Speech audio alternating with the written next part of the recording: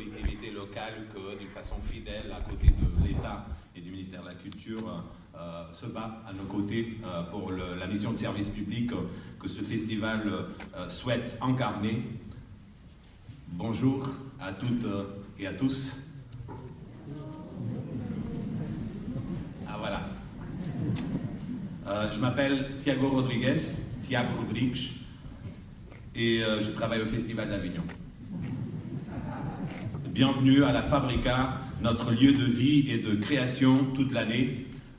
Si je suis ici aujourd'hui, prêt à présenter publiquement la 78e édition du Festival d'Avignon, c'est parce qu'une équipe passionnée a travaillé et va continuer à travailler quotidiennement pour organiser cette immense aventure qui est la rencontre urgente et festive entre public et artistes dans une ville qui devient le pays éphémère du théâtre et des arts vivants. Nous sommes plus de 700 salariés du festival, dont une partie est aujourd'hui à mes côtés sur ce plateau. Et alors que nous allons dévoiler ensemble le festival que cette équipe a rêvé et construit pour vous, le public, j'aimerais bien commencer par demander au public présent ici à la Fabrica de les applaudir.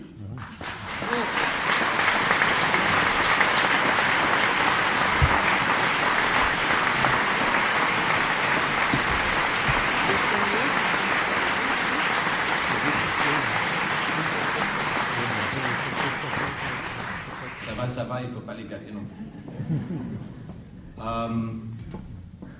On nous demande souvent pourquoi on fait ce festival.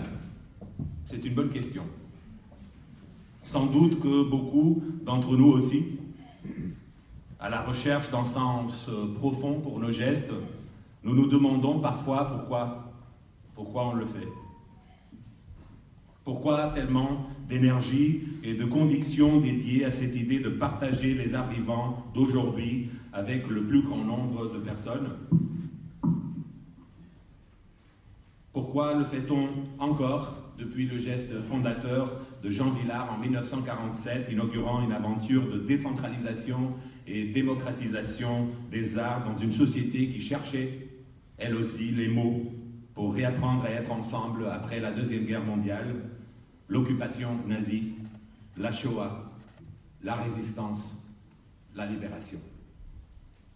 Pourquoi faisons-nous ce festival depuis presque 80 ans?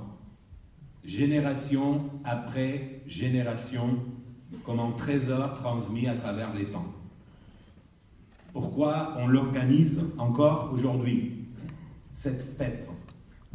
Cette fête dans un monde menacé par les guerres, les inégalités, la crise climatique et la montée des extrémismes, de la démagogie et de la désinformation. Pendant le festival de l'année dernière, nous avons organisé une rencontre avec des jeunes personnes de toute la France et de plusieurs quartiers d'Avignon qui découvraient le festival pour la première fois. À la fin de la rencontre, nous leur avons demandé de définir en un seul mot cette expérience. Elles ont dit découverte, émotion, surprise, question, chaleur, idée, cigale, fête, joie. La dernière jeune spectatrice qui participait au débat, la dernière à s'exprimer, a dit, un peu en s'excusant, je cherche les mots. Et là, il nous a semblé que c'était peut-être la meilleure façon de décrire le festival aujourd'hui.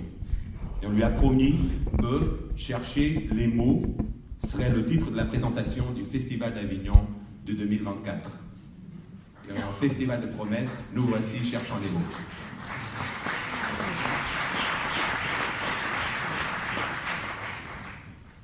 Nous sommes un festival de création qui soutient et accompagne les artistes, qui se bat pour que les artistes de France et de partout dans le monde soient libres de chercher des mots, des sons, des gestes et des images pour dire et habiter ce monde. Nous organisons l'accueil d'un public qui cherche lui aussi les mots, qui se lance dans des conversations enflammées.